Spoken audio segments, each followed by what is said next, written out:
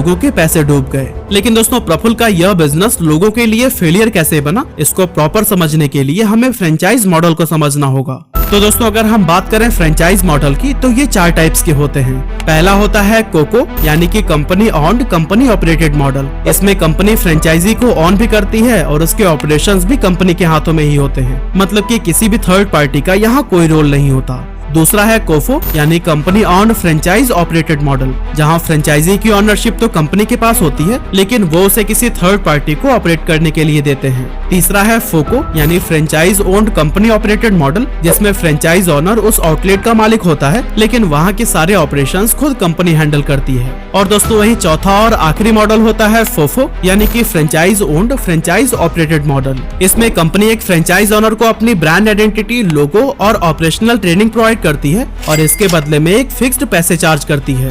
उसके बाद से फ्रेंचाइज का पूरा जिम्मा उसके ऑनर पर ही होता है और कंपनी उसके प्रॉफिट या लॉस की कोई जिम्मेदारी नहीं लेती। और दोस्तों MBA चाय वाला की फ्रेंचाइज भी फोफो मॉडल पर ही वर्क करती है। MBA चाय वाला अपने अंडर 3 टाइप्स की फ्रेंचाइजी ऑफर करती है, जिसमें 150 स्क्वायर फीट की जगह के लिए कियोस्क मॉडल, 300 से 400 स्क्वायर फीट के लिए डाइनिंग मॉडल और 700 से 800 स्क्वायर फीट की जगह के लिए लॉन्ज मॉडल। अब एक कियोस्क मॉडल की कॉस्ट जहां 10 से 15 लाख होती है, तो वहीं लॉन्ज मॉडल की टोटल कॉस्ट करीब 40 लाख रुपए तक आ सकती है। इसमें कंपनी फ्रेंचाइज ओनर को आउटलेट रेडी करके देती है और उन्हें रॉ मटेरियल और मशीन्स भी प्रोवाइड करती है। अब जैसा कि मैंने आपको बताया कि MBA चाय वाला की फ्रेंचाइजी लेने के लिए कई सारे लोगों ने बैंकों से लाखों का लोन उठाया और आज वही लोग हैं जो कि सोशल मीडिया पर वीडियोस डालकर आरोप लगा रहे हैं कि MBA चाय वाला एक फ्रॉड है। और दोस्तों यहाँ पर अगर आप गौर से देखेंगे तो यहाँ गलती प्रफुल्ल की नहीं बल्कि उन लोगों की है जिन्होंने बिना सोचे समझे मार्केट की हाइप को देखते हुए MBA चाय वाला की फ्रेंचाइजी को खरीद लिया था। MBA चाय वाला की बिजनेस मॉडल में पहले दिन से ही फ्लॉस थे, लेकिन लोग उन्हें समझ ही नहीं पाए। अगर प्रफुल्ल का यही बिजनेस चाय की बजाय कॉफी, बर्गर या फिर पिज्जा का होता तो शायद ये इतनी बुरी तरह से फेल नहीं होता, लेकिन प्रॉब्लम खुद चाय के बिजनेस में थी।